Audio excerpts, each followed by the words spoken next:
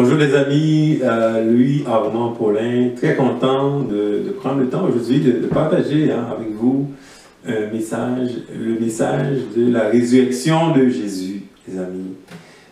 C'est un privilège de prendre ce temps. Pour nous, là, c'est extraordinaire. L'événement, c'est pas un événement de tous les jours. Il y a beaucoup de gens qui aujourd'hui célèbrent ce jour, c'est comme si c'était un événement d'un jour. Dans le fond, c'est un événement de la vie. C'est un événement de la vie éternelle.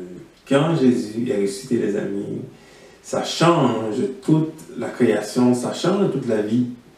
Et ce matin, le sujet de mon message, c'est vivre dans la résurrection. Lire les paroles. Là, on voit, il y a beaucoup de monde qui vont à l'église, ils répètent les paroles. Je dis au Seigneur, moi, je ne veux plus vivre comme ça. Je veux vivre de sa parole. Je veux vivre des choses qui sont dites là, dans la Bible. Je ne veux plus juste regarder les choses, on regarde et on passe à autre chose. Non, je veux absolument vivre en fonction de cette parole. Cette parole, elle est éternelle. C'est une déclaration de Pierre. Pierre, dans une situation, dans une circonstance, Jésus a demandé, « Pourquoi êtes-vous encore avec moi ?» Et Pierre a répondu à Jésus, « Père, Maître, où irions-nous? Où irions-nous, Maître? Tu as la parole éternelle. » Pour moi, la parole, c'est une parole éternelle. Donc, elle est éternelle, elle change la vie. Et ce matin, quand on parle de résurrection, on parle de changement de vie. Le mot résurrection veut littéralement dire recommencement. Recommencement. Ce matin, il y a un recommencement pour chacun de nous. Peu importe ce que vous avez vécu la semaine passée, peu importe les nouvelles que vous avez reçues, peu importe les circonstances de vos vies ce matin, il y a un recommencement avec la résurrection. La résurrection, les amis, c'est le recommencement. La résurrection correspond au chiffre 8. Jésus a été vu 8 fois. 8 fois après sa résurrection. Donc, ce matin, comme je dis, peu importe ce que nous vivons, nous pouvons recommencer. Nous pouvons commencer une vie nouvelle. Une nouvelle vie en Jésus. Vivre dans la résurrection. Vivre dans la résurrection. Moi, je suis fatigué. Je suis fatigué de célébrer, là, on célèbre un jour de Pâques. Les religieux font ça. Ce matin, plein de monde va à l'église. Bon, pas à l'église, mais vont écouter surtout sur YouTube, sur Facebook, des messages de Pâques. On célèbre un jour. Nous, comme disciples de Jésus, nous célébrons la vie. Il y a une résurrection, on veut vivre cette résurrection. On ne veut plus vivre une résurrection d'un jour. Après, c'est la mort. La mort dans l'âme, la mort dans les familles, la mort dans nos relations. On ne veut plus faire ça. On ne veut plus être des hypocrites. On lit la Bible, on fête des événements, alors que dans nos cœurs, c'est la mort. Jésus a dit qu'il est la résurrection, les amis. La résurrection dans nos familles. La résurrection dans nos cœurs. On veut bien dire résurrection, là, juste dans les lèvres. Jésus est venu pour la résurrection dans nos vies, les amis. Résurrection dans les cœurs. Ce matin, s'il y a quelqu'un qui est en train de vivre la mort par rapport à un proche, la mort par rapport à une circonstance, dans la famille, la mort dans l'âme à cause d'un problème, d'une circonstance. Ce matin, Jésus est venu pour toi, afin que tu vives la résurrection. Sinon, si on doit attendre la mort là, pour commencer à vivre la résurrection, ça n'a absolument aucun sens. Ça n'a absolument aucun sens. Pourquoi on doit attendre? Jésus a dit qu'il est la résurrection. Pourquoi on vit la mort, on accepte ça? Ce n'est pas normal. Si Jésus est la vie et la résurrection, les amis, nous devrions commencer à vivre cette vie maintenant. Maintenant et à tous les jours. À tous les jours. On ne peut plus se dire, ah, c'est normal qu'on accepte ça. C'est normal. Alors que Jésus a dit qu'il est venu nous donner la vie abondante, on accepte que le voleur vole nos vies. On accepte qu'il y a un voleur. Il faut absolument refuser, il faut absolument être violent, de dire à Jésus, moi je prends cette vie que tu donnes, je prends la vie de résurrection et je rejette toute forme de vie qui n'est pas la vie de Jésus. C'est comme ça qu'on doit vivre, les amis. Moi, des fois, à des moments, il y a des choses qui montent dans mon cœur. Je dis non, je refuse. Je refuse parce que moi, je veux vivre la vie abondante de Jésus. Cette vie de résurrection, c'est ça que je veux vivre.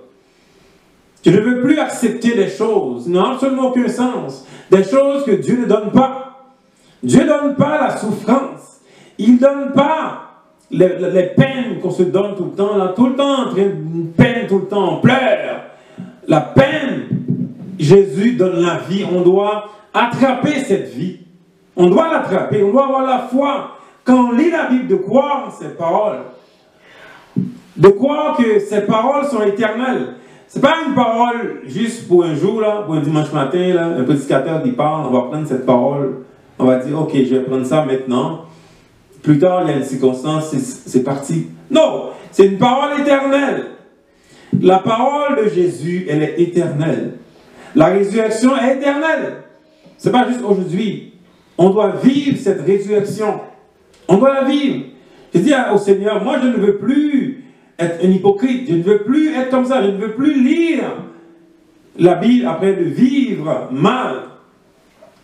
On ne peut plus faire ça, les amis. En 2020, c'est le temps vraiment de commencer à vivre. Quel est le temps de commencer? Aujourd'hui, la résurrection, c'est un commencement pour chacun de nous. On doit absolument commencer à vivre cette vie de résurrection en Jésus et en Jésus seul. Et ce matin, comme je dis, c'est vraiment un message que Dieu a mis dans mon cœur. Je dois vous dire, là, ça a tellement changé récemment ce message. J'ai prié le Seigneur, aide-moi, parce que je n'étais pas capable de trouver la bonne façon de dire. Le message dans mon cœur, là, c'est brûlant. Et mon souhait ce matin, c'est que quelqu'un a compris que ce message fasse quelque chose dans la vie de quelqu'un aujourd'hui. Le message de résurrection. Alors, ce matin, nous allons voir comment un message de résurrection, là, un message qui a été déjà annoncé depuis des années, des décennies, je dirais millénaires annoncés, Jésus-Christ ressuscité. Comment ce message a été reçu par deux groupes de personnes? C'est incroyable, hein? Un message annoncé depuis des années, des décennies.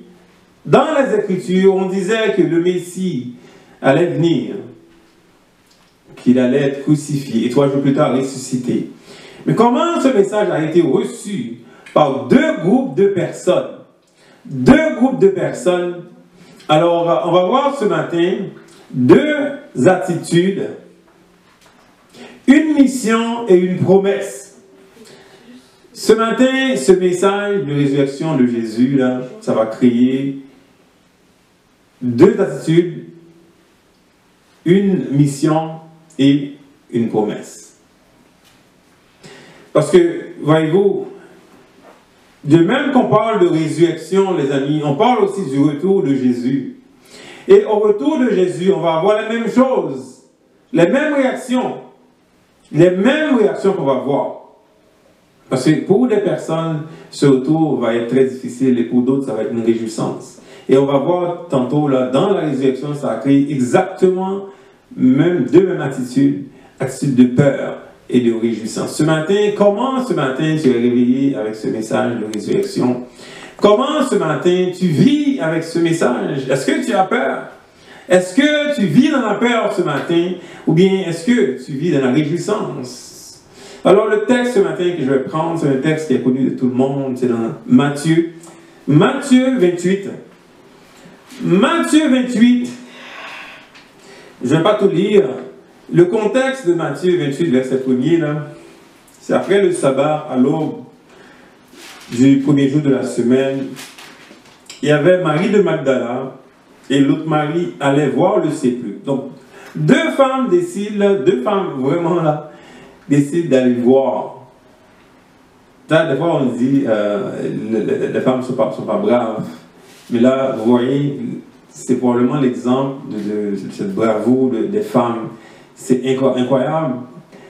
Parce que le contexte, il faut le voir aussi. Parce que des fois, on lit la Bible, on ne voit pas le contexte. Le contexte, c'est que Jésus, 3 jours auparavant, là, étaient crucifiés, détruits, humiliés. Il n'y a personne qui voulait voir Jésus, là. C'était fini. Ces deux femmes ont décidé, ok, moi je vais voir. Pour moi, là, c'est vraiment un exemple de foi des gens là, qui ont vraiment cru en Jésus. Malgré le contexte de peur, parce que c'est quand même une peur que tu vas défier un peu l'autorité, parce qu'il y avait des gardes qui surveillaient le sépulcre de Jésus. Il fallait être vraiment brave pour faire ça. Il fallait vraiment avoir la confiance et avoir la foi en Dieu pour se déplacer, pour aller voir. Parce que tout le monde a peur. Jésus est crucifié, il est mis au tombeau. Tout le monde a peur de ça, là, parce que c'est plus Jésus qui faisait des miracles, qu'on voyait que tout le monde était fou, là. Ce n'est plus la foule. C'est vraiment deux personnes, deux femmes braves qui décident, ok, ce matin, guys, on va voir le sépulcre.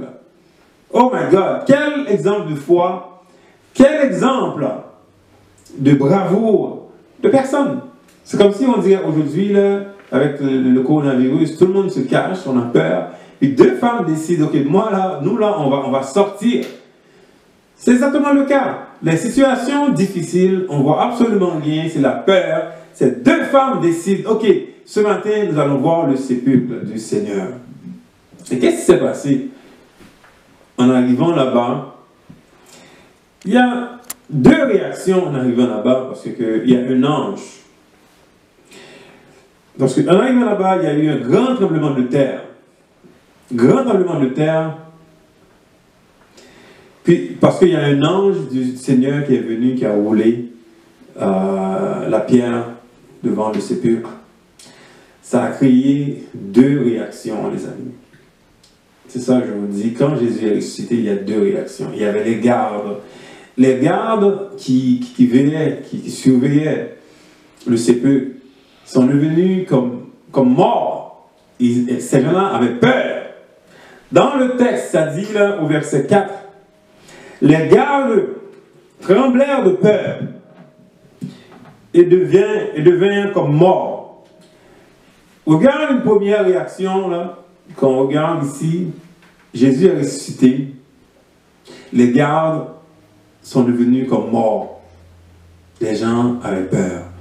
Première réaction ici, là, il y a des gens ce matin qui ont peur. Il y a des gens ce matin, là, Jésus est ressuscité, on parle de ça, c'est comme si c'était un événement banal. Ces gens-là ont peur ce matin. Peur par rapport à une situation, peur par rapport à une circonstance, peur par rapport à la vie. Pourquoi? Ces gens-là ne croient pas. Ces gens ne croyaient pas que Jésus allait être ressuscité. Elles ne croyaient pas à ça. Et ça génère en ces personnes une peur. Elles sont devenues mortes. Quand Jésus va revenir, les amis, là, quand les trompettes vont sonner, c'est ça qui va arriver. Il y a des gens là qui vont avoir peur. Pourquoi? Ces gens n'avaient aucune attente. Ces gens ne voulaient pas voir Jésus. Là. Ces gens pensaient que c'était une fabulation. Ces gens vont avoir très peur. Jésus ressuscité a causé une peur dans la vie de ces gardes. Pourquoi? Ces gens n'avaient pas la foi en Jésus.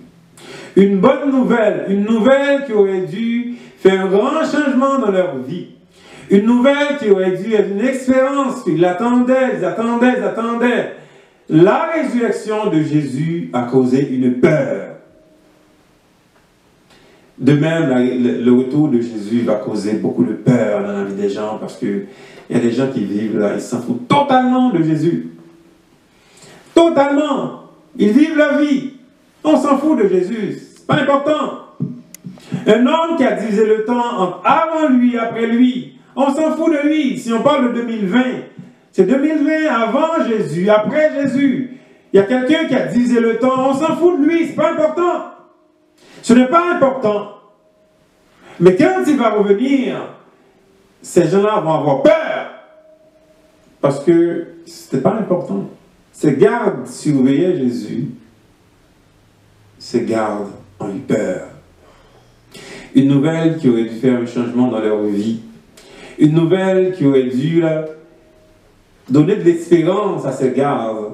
Mais elles sont devenues comme morts. Comme morts. Même ce matin, il y a des gens. Ce matin, on parle de résurrection. Là. Il y a des gens qui écoutent les messages sur Facebook, sur YouTube, qu'on parle de résurrection. Ça ne fait rien pour eux. C'est comme ils sont tellement familiers avec ce message, tellement familiers. On entend tellement ce message, on est familier, des chrétiens familiers.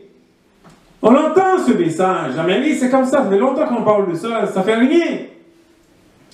Chrétiens familiers, même Jésus avait marre de ces chrétiens familiers. À Nazareth, il était étonné de les voir. Des personnes qui disaient, ah, c'est pas Jésus, là, ce petit Jésus. Je voyais ses frères et sœurs sont là, mais de quoi il parle? Familier. Manque de foi. Les gens pensent que la résurrection, là, c'est juste un événement. Ce matin, on va juste fêter cette fête. Ouais, on va manger les chocolats un peu, là. C'est juste un événement comme ça. On n'y croit plus. C'est quoi l'impact pour ta vie ce matin, cette résurrection? C'est quoi l'impact? Il faut vivre cette résurrection. Si tu es dans la mort dans ton âme, tu ne comprends pas. Dans ton cœur, il y a la mort, la méchanceté, la haine. Tu ne comprends pas cette résurrection. Ce matin, c'est une résurrection de recommencement, de commencer une nouvelle vie. Et peu importe ce que tu as vécu, de croire que Jésus, tu es la vie, tu es la résurrection. Et la mort que je vis dans mon cœur maintenant, tu peux l'enlever. La mort dans les relations, la mort dans les familles. Jésus est venu pour enlever cette mort. Parce qu'il est la vie, les amis. On doit vivre cette résurrection. On doit la vivre. Qu'on arrête de penser, là, c'est un événement là, qui s'est arrivé depuis longtemps, c'est fini. Non, non, c'est aujourd'hui encore. Jésus, là, est ressuscité encore à tous les jours. Qu'on doit vivre. Quand la mort arrive, il dit, non, moi, je ne meurs pas, là. Et Jésus a dit, si vous croyez en moi, vous ne mourrez jamais. Pourquoi je dois mourir de problème? Il y a des gens qui sont constamment dans les problèmes, constamment. C'est comme si la vie normale, c'était tout le temps des circonstances. Circonstances de mort, de peur. Comme ces gardes. Parce que ces gens-là, ils ne comprennent pas la vie que Jésus donne. Pour eux, c'est théorique. On va vivre ça dans la Bible. On va juste lire ça ici, là. Et dans le cœur, ça ne passe pas. Mais dans le fond, la Bible doit rentrer ici. Pourquoi? Sinon, j'arrête de lire. Pourquoi je lis quelque chose que je ne vis pas? On doit être des chrétiens authentiques, de vivre. Si la Bible dit quelque chose, Jésus a dit, je suis venu pour quelque chose, pour la vie abondante, je dois vivre cette vie. Sinon, je me questionne. Est-ce que Jésus est vraiment le sauveur? Ou bien c'est moi qui ai un problème? Je dois vivre cette vie de Jésus. Il a dit, je suis la résurrection, je dois vivre la résurrection. Tu dois la vivre. Sinon, on est juste des personnes, on raconte des menteries, des mensonges. On joue. Les amis, c'est vraiment le temps là, de comprendre.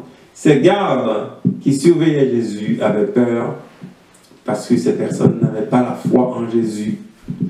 Nous allons voir une deuxième réaction qui est très différente.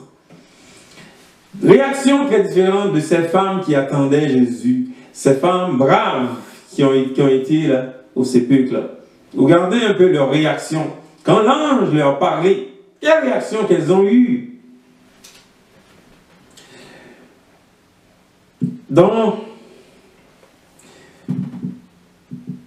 Au verset 5, on voit ici l'ange qui parle. Matthieu 28, verset 5. Mais l'ange prit la parole et dit aux femmes, pour vous, ne craignez pas, car je sais que vous cherchez Jésus qui a été crucifié. Pour vous, ne craignez pas, car je sais que vous cherchez. C'est quoi le mot ici là que vous cherchez? Quand tu cherches Jésus, tu n'as pas de crainte. Tu n'as pas à avoir peur de quoi que ce soit.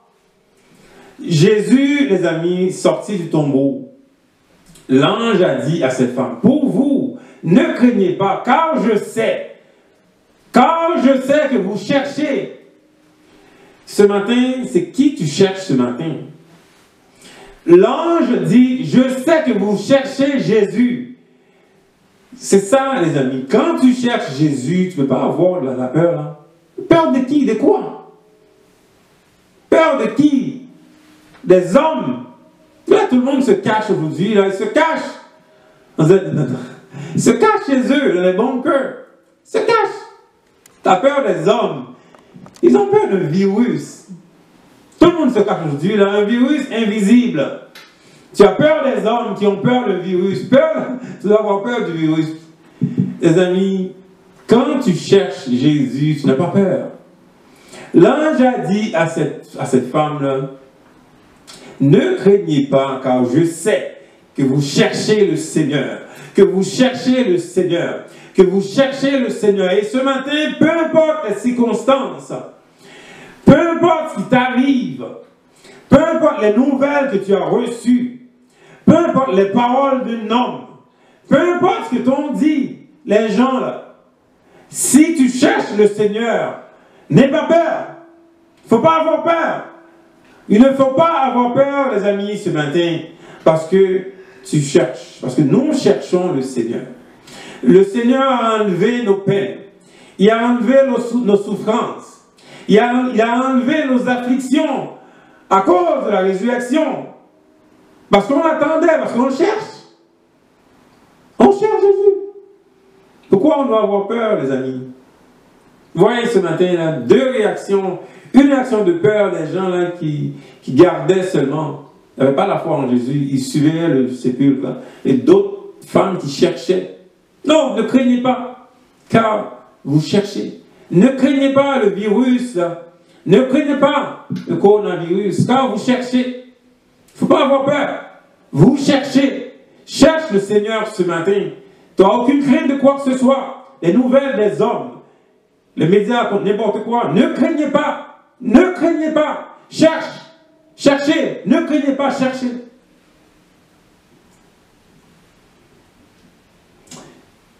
Nous allons voir l'attitude de ces femmes. Comment elles ont reçu ces paroles? Comment ces femmes, au verset 8, elles s'éloignèrent promptement du sépulcre avec crainte et avec joie, avec une grande joie pour dire, avec une grande joie. Elles coururent porter la nouvelle aux disciples.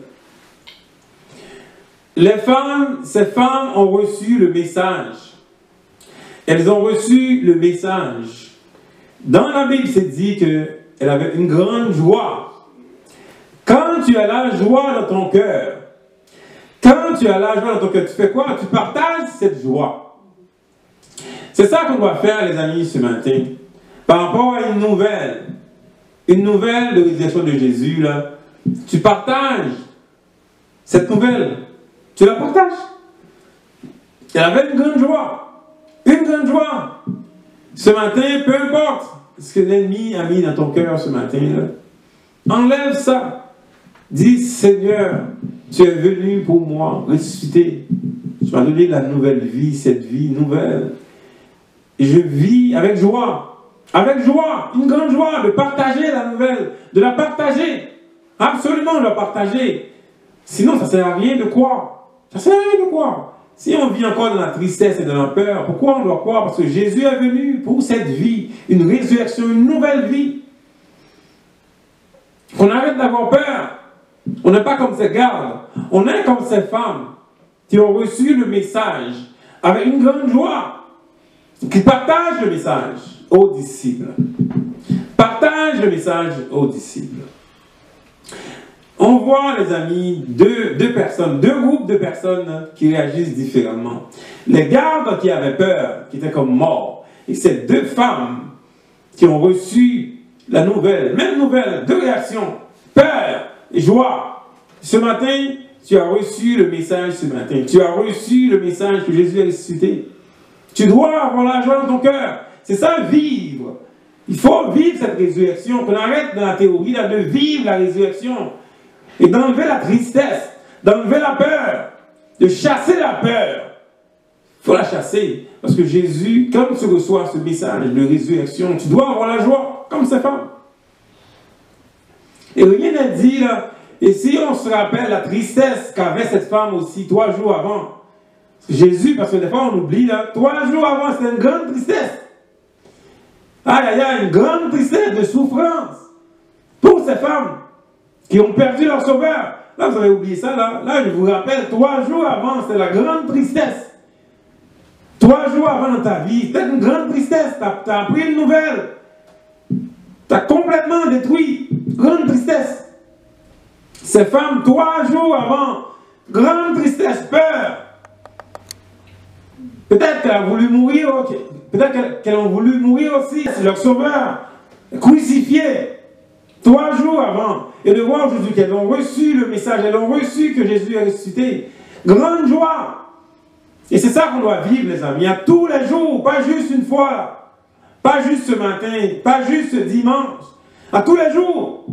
Quand la peur arrive, quand la circonstance, quand la peine, les choses qu'on veut changer ne changent pas, on doit vivre par cette résurrection, les amis. Parce que Jésus est la résurrection. Dans les cœurs endurcis, des cœurs remplis de méchanceté, Jésus est là pour vous. Donner la vie encore, donner une vie. Des couples qui sont détruits, des familles détruites, les hommes endurcis perdus, les femmes perdues, les familles détruites. Jésus est là aujourd'hui. Donnez une nouvelle vie à vos couples, à vos familles. Que la paix règne dans vos cœurs. Que la paix règne dans les familles, dans les maisons. C'est ça que Dieu fait, c'est ça que Jésus fait. Une résurrection ce matin pour vous, les amis. Qu'on arrête de vivre dans la méchanceté, dans les circonstances, tout le temps dans les circonstances, constamment en train d'être enchaîné. On est enchaîné dans les circonstances. Jésus est venu, les amis, pour donner une nouvelle vie, une résurrection. Alors, on a vu ce matin, on a vu 2 attitudes de peur et de joie. Alors, nous allons voir qu'est-ce que cette résurrection fait aussi. Nous allons voir la mission. Nous allons voir aussi la grande promesse, peut-être l'une des plus grandes promesses. Nous allons voir la mission. Nous allons voir la promesse. On va lire maintenant toujours dans Matthieu 28, au verset 18 jusqu'au verset 20, nous allons lire. Jésus s'étant approché, leur parla ainsi. Tout pouvoir m'a été donné dans le ciel et sur la terre. Allez, faites de toutes les nations des disciples, les baptisant au nom du Père, du Fils et du Saint-Esprit. Et enseignez-leur à observer tout ce que je vous ai prescrit. Et voici, je suis avec vous tous les jours jusqu'à la fin du monde. Ah, c'est tellement extraordinaire. Une mission, une grande promesse. C'est quoi la mission ce matin quand tu reçois cette parole? Le Seigneur m'a révélé quelque chose la semaine passée qui m'a un peu bouleversé. Parce que, tu sais, des fois quand tu lis la Bible, il y a des choses que tu découvres qui te bouleversent des fois. Ces paroles, ce sont des paroles que Jésus a adressées à ses disciples. Le Seigneur a montré qu'il y a des choses que Dieu adresse directement à la foule, que Jésus parle directement à la foule. Il y a des choses qu'il parle directement à ses disciples. Si ce matin tu es un disciple du Seigneur, ces paroles sont à toi, sont adressées à toi ce matin. Parce que Jésus parlait directement à ses disciples. Des fois, il parlait à une foule pour les guérisons, des choses comme ça que Jésus faisait. Les paroles de commandement, des choses qu'on doit faire, c'est des paroles qui sont adressées directement aux disciples de Jésus. Ce matin, c'est sur quoi que Jésus est vraiment le Sauveur. C'est sur quoi que Jésus est vraiment venu dans ce monde, mourir à la croix, ressusciter pour les pécheurs.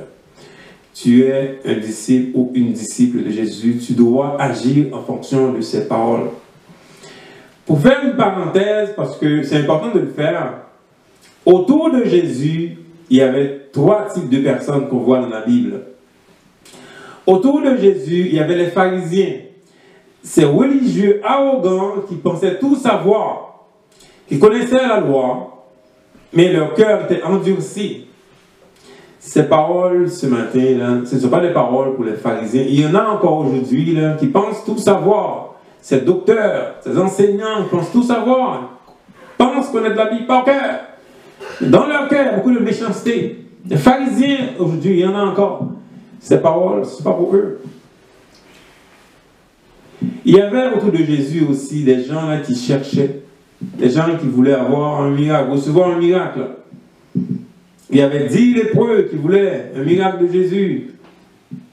Il les a guéris. Il y a un seul seulement, un seul qui est revenu. Ingrat. Il y a beaucoup de personnes aujourd'hui qui cherchent Jésus. Qui cherchent. Oh my God. Paye mon loyer. Je veux un emploi. Je veux un mari. Je veux une femme. Un travail. Une voiture. Aide-moi, Jésus. Tous des miracles. Même Hérode voulait aussi un miracle de Jésus. Vous voyez comment c'est une foule qui est tellement diversifiée. On veut les choses de Jésus.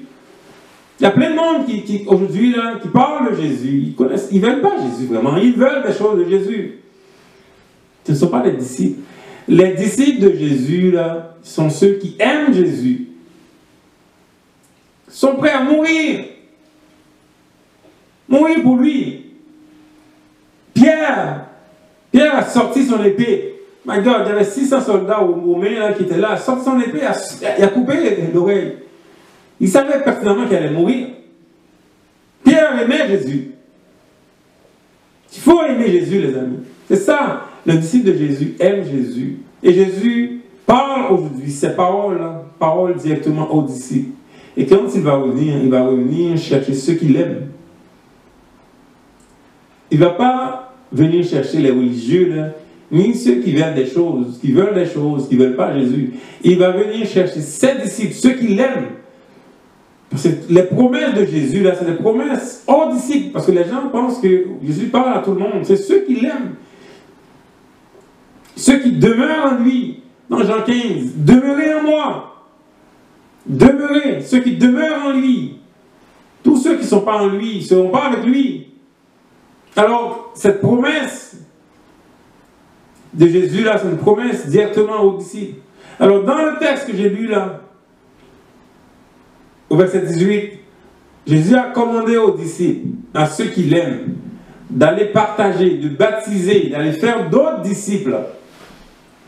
Si ce matin, tu écoutes les messages, tu ne fais pas de disciple de Jésus, tu n'es pas un disciple toi-même, tu dois absolument commencer à le faire, de partager, de témoigner le nom de Jésus à tes voisins. Témoigne le nom de Jésus aux gens sur WhatsApp, sur Facebook, parle de Jésus à tes collègues de travail, dans la rue, peu importe, sur Facebook, tu parles, tu fais des disciples, c'est ça que tu dois faire. Ça là, c'est pas juste un message de Jésus, là, c'est un commandement, c'est ça que tu dois faire. Il y a beaucoup de gens qui ne témoignent pas, c'est pour ça qu'ils n'ont pas le pouvoir.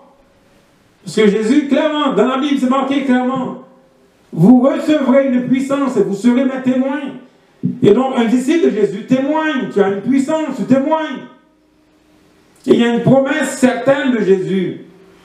Je serai avec vous, les amis. Ça, c'est extraordinaire. C'est vraiment une des plus grandes promesses de Jésus. Je serai avec vous jusqu'à la fin. Oh my God, c'est tellement incroyable. Moi, peu importe les circonstances, je sais que Dieu est avec moi. Il y a des fois, je ne vois rien du tout. Seigneur, tu es où? Je te vois, je vois tes mains. Et j'ai vu. Et je vois encore, je verrai. C'est ça, les amis. Il est avec moi. Dans les situations difficiles, je vois la main de Dieu. Et c'est pour ça que je suis tellement en feu pour lui. Je ne sais pas être un disciple, des fois. Il y a des gens qui sont tellement foi. Ça fait longtemps qu'ils sont à l'église. Des chrétiens foi. Ils ne prient pas, ils ne cherchent pas le Seigneur. Ils n'ont pas de puissance. Ils ne voient pas la main de Dieu. Ils ont peur. Comme ces gardes qui ont peur. Il n'y a pas de joie en eux. Parce qu'ils ne cherchent pas.